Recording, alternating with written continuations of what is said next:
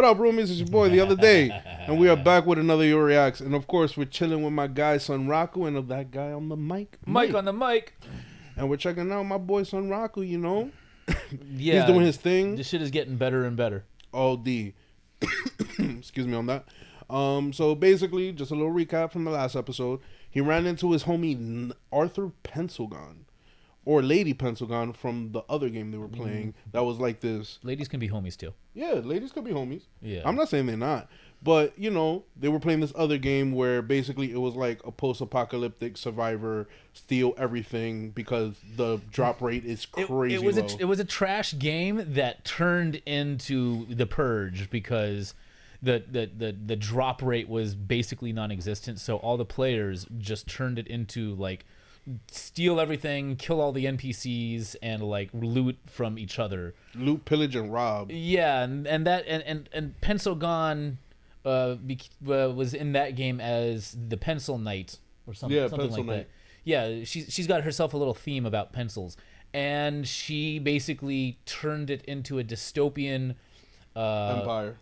feudal fascist empire where she was sitting at the top, and Son Raku, who goes by Son Raku in every game, and his boy Orikatsu. Orikatsu, they basically defeated her, and she's been playing Shangri-La Frontier longer, so she's around level 100, and she's been PKing, which for anybody who does not play MMORPGs is player killing. Yep. Player killing is often frowned upon in more civilized circles because it leads to bullying. So, like, if you're level 100 in an MMORPG and you player kill somebody who's level, like, 10, the level gap makes it impossible to fight somebody who's that high. So, like, when you're level 100, you're basically unstoppable unless, like, another level 100 player comes along and fights you.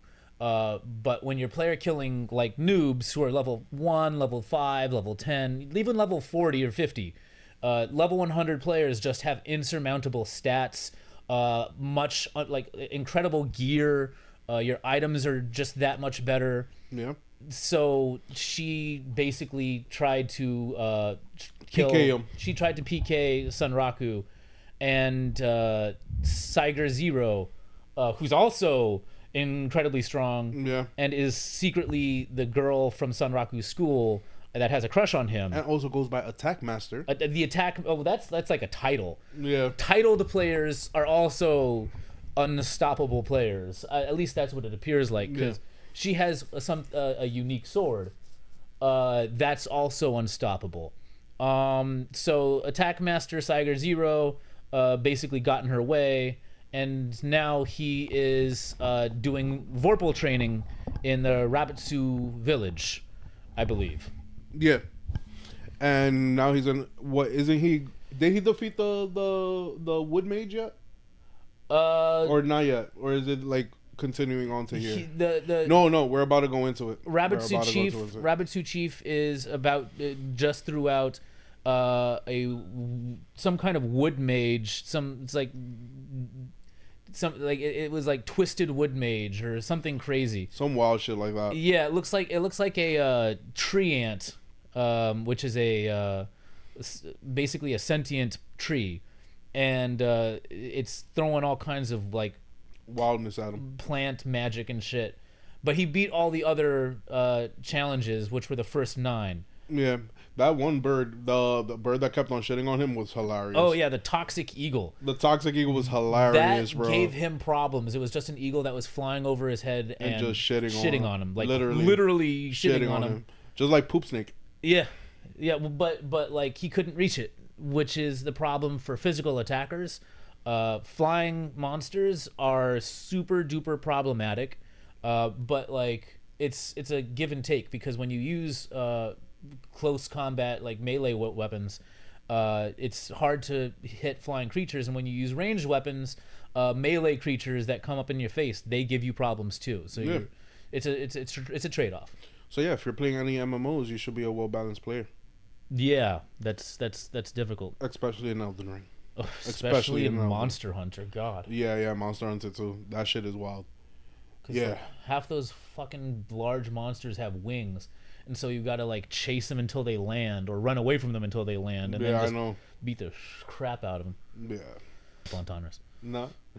All right, Rumi. So let's get into it. Let's see what my boy Sanraku's up to.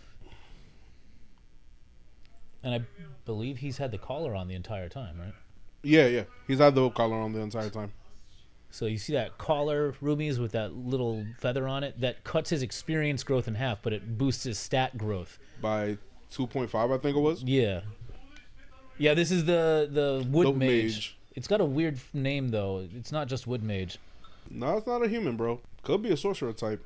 I mean, when it says Wood Mage, you just assume. Yeah, I'm just assuming. Well, apparently, Vash just said that the wood mage, that's what I'm naming it, right, was one of the fools from a long time ago that tried to fuse himself with a tree. Right. He did say Aberrant Wood Mage. That's the one. Hey, okay. So aberrant, for anybody who like isn't super fluent in English, aberrant means kind of like fucked up or twisted or perverted wood mage. Like not perverted like pervy, but perverted like it's an abomination of nature. Oh yeah, there we go. Yeah, he ain't fucking around, Sanraku. You better get it. But with that being said, right, you saw how it brought up like unique scenario. Yeah, this is all unique scenario. I think that he also might be like a demi-unique monster. You feel me? Because none of the other monsters that are like that he's faced, well, at least in the training, had a backstory.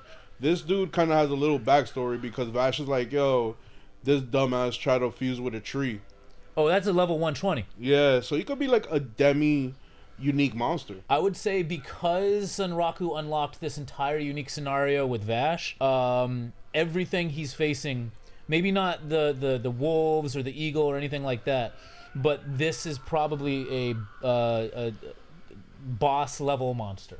Yeah, definitely. Oh, he can't do shit to it. Oh, and it's got chains. Okay, so it's got wood and chains. Well, at least he's already got a minute down. See, that's why it says 300, because it's 5 minutes times 60 seconds. It just went down from 4 minutes though. Yeah, but it's the title of the episode is 300, isn't it? Oh, word, it was. So he's just got to survive 300 seconds. Hopefully my dude Sanraku just doesn't survive. He thrives. You feel me? And there's no telegraph on the attack. So like everything else, you can figure out when the attack is coming, because in most video games, there's a attack pattern. Yeah. This doesn't have one. Or if it does have one, it has a range of attacks that it's going through before it resets. Because it's pulled this move off before. The whole teleporting tree thing. There's no recognizable or discernible pattern that he can see, because Sanraku's an elite gamer. Yeah. But he doesn't see the pattern yet. The algorithm is off. Oh, new one. Watch out, my bro. A new attack, because that one was thunder-based. Oh, shit, he's got fire, too. Oh, don't tell me he has all the elements. Sure looks like it. We've gone through 4 different elements so far. We've got wood, metal. Oh, 5. Never mind. Yeah, he has all the elements. So the longer he gets into the and now it's getting more frequent with the patterns. More intense, yeah. Hopefully my dude Sanraku learns how to defeat him and not just survive it. So now fire, electric, ice, wood, and metal physical attacks. But you notice the wood mage is keeping him at a distance. Yeah, I don't know. I think it has something to do with that. Oh, and he has dark magic too. Yeah, that's another one. That's 6.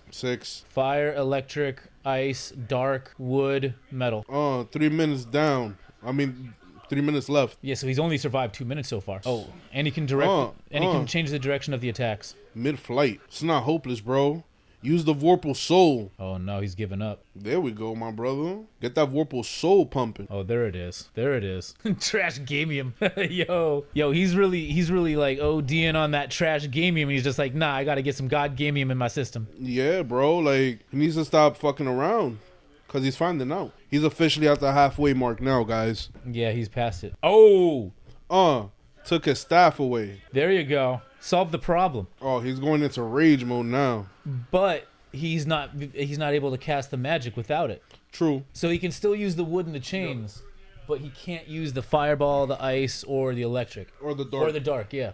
Well, the wood and the chains are attached to him, so I guess he could use that because it's not like a magical attribute he has to activate, because he already has that embedded. I would say. Those don't seem to be magic. Those seem to be like creature abilities. Oh, it could be that too. because he's an aberrant wood mage. So using wood and the chains that are attached to him, those seem to be abilities as opposed to the magic. Word. And guess what?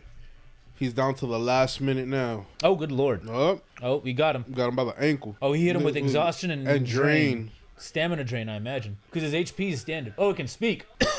Oh, he's taunting him now. A wood blockhead. Oh, yeah, Vash is beast. Vash is a beast. Vorpal soul. He did that with a fucking cane sword. That wasn't even unsheathed. He just hit him with the blow. Yo, no lie, Vash reminds me of Jinbei. So he could have attacked. He could have attacked with when he wasn't holding the thing, and it might have done damage. Yeah. Oh shit. He became honorary Rabbituzin. That's a title. No, that's gonna come with special effects. Yeah. Okay, so he cleared the training. All right. The invitation is now he's a citizen of Rabbitsa. Oh, There you it go. is. Yes. Nah, he got a title. That's the loot. Not only that, it also opened up another unique scenario. And he's going into part 2 of the scenario. He's literally got a sequel unique scenario. That's fire. Even though in real gaming, I hate that. Why? That's dope. Nah, I don't want to put in all this work to beat a mission to start a new mission. It's gonna lead somewhere. Yeah, it's gonna lead somewhere. Especially if it's a unique scenario. Recommended level 80. And isn't he at like level 30? Yeah. Yeah, he's 31. 31. And he was holding on to that collar so he might as well be at like level 35 or 40. His stats are probably up there. See, that's why he's going to be the one to take out Lycagon. Oh, yeah. We all knew this. Once he had the mark. Yeah, it became personal. Yeah, it became a personal thing. But I also think that with the mark, it probably becomes easier for your encounter with Lycagon. Maybe. Yeah, that makes sense. Like let's say that you're... excuse me. So wait, that's a younger brother, so that's one of the Rabbit's family. Because let's say that you're near its vicinity, the curse mark will probably attract it to it. Yeah, something like that. Like, I don't know how close of a vicinity, but Darling of the Night Emperor. Are they talking about Lycagon? It sounds like they're talking about Lycagon. So he actually has a face under there. They're just never going to show it. I'm pretty sure it looks exactly like his face when he exits the game. They're just never, ever going to show it. Ever. She's still trying to kill people. She's always trying to kill somebody. Yo, he need to put a chain on that girl, bro. Prismatic Forest Grotto, en route to Forfolkshire. Forfolkshire. Forfolkshire. Oh yeah, but you know, English. Forfolkshire. I'm good on that. Yeah, no, you can put it up. Or smoke the rest. I don't care. I will be smoking a little more. Iron Ruins of the Divinity. I would have definitely gone to the Iron Ruins of the Divinity. Yeah. Knowing that the Divinity has to do with that unique scenario, I would have gone there first. And see, that's where I fuck up, because I usually just listen to the NPC.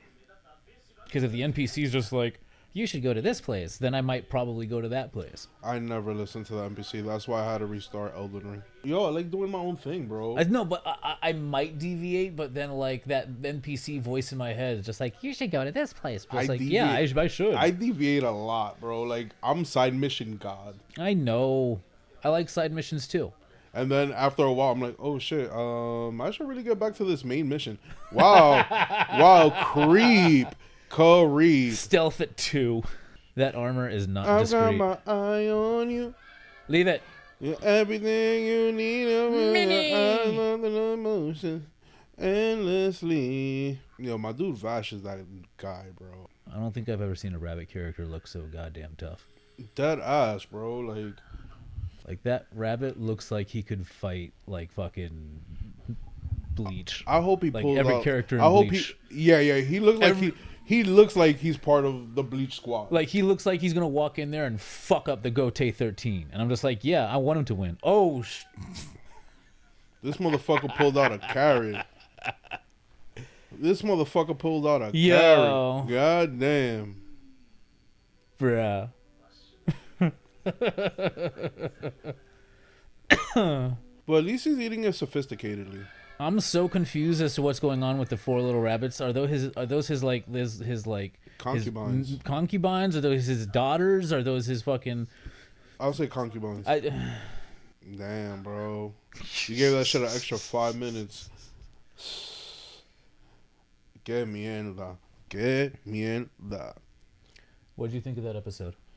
To be honest, I like how the story's building up like it's an actual video game. That's what I feel like. That's probably the essence why Shangri-La Frontier is such a good anime. Yes. It's because it's really capturing the essence of an RPG. It really is. And the shit about it is like, if the studio and I don't know who Ubisoft maybe. Yep. Fucking who did Harry Potter?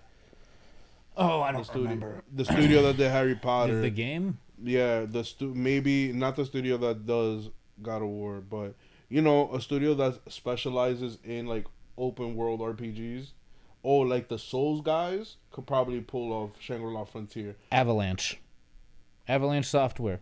And the guys who do Elden Ring, what's the name of that company? Is it like Open Software or some shit like that?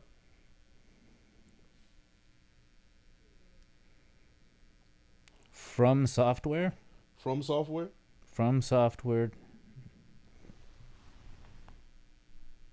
Elden Ring developer is From Software. Okay. All right, so like if From Software were to make an online MMO, RPG, and do Shangri-La Frontier, that game would take over the motherfucking planet. Because they already specialize in open world RPGs, and they already specialize in that you could do whatever you want shit. Conceptualizing the idea of a really good video game isn't the best part of this, right? It's writing a story about someone having a great time playing a video game. Yeah. And the story of the video game is basically just an RPG, but it exists in the world of a video game, and you have to take out the idea of your head that the characters are just NPCs. Yeah. In a video game, in a artificial AI world, because the story feels real. The story feels amazing. It feels like a fantasy world, but then he comes out of the video game, and one of the other characters that's stalking him is fully immersed in the video game, knowing it's the guy she likes. And she's stalking him there as well. Because she's innocent and she has a crush on him, and it's all wholesome and shit. Yeah. But the idea that this show is about a guy playing a video game, and the video game is so good that you're watching the video game, you're watching a person play a video game, and the video game feels like a fantasy world. It's a very, very well made show. And on top of that, it also, you know, for those who have like older cousins and older siblings, this gives you very nostalgic vibes, because it's giving you the vibe of you watching someone play the game. And a lot of people, especially like when me and Mike do walkthroughs, and you know, there's other people here in the house with us, you know, they'll stop watching what they're watching and they'll watch us play. So it gives those vibes of a sense of entertainment that you only get when you're like, damn, you're immersed in that world. When we were all little kids, we would watch our brothers or sisters or cousins play on the Nintendo or the PlayStation, play Final Fantasy, play Mario, Resident Evil, play Zelda. Parasite Eve. Silent Hill. Did you ever watch someone play Zelda? Yes. These are fantasy anime or video game anime about fantasy. And not just this, Frieren. Frieren is a fantasy. You're watching a fantasy. It's not a video game, but it's very similar feelings to this, because it's a happy fantasy world, where this is a video game anime about someone playing a fantasy RPG. That's facts. It elicits the same nostalgic, happy feeling. That us. But like this one is just a really well-made show because they slipped a video game world into the fantasy world. And yet again, and I'll reiterate this for the whole world to know, yo, the writers of the show need to link up with a fucking developer and make this game happen. The technology doesn't exist. I know. The technology for that type of video game where you're fully immersed in the world and like I'll take a PS5 version of that. I'll take a PS5 version of that, or a PC version of that. Called Elden Ring. No. Yeah, it would be. It would be called Elden Ring. You're right. Damn, we already have one. But the point is that the nerve gear technology doesn't exist. It's close, but it's not. Like, do you want Elon Musk making like microchips for all of your brain so you can deep dive into his little server, so you can play fucking Elden Ring deep dive? Actually, yeah.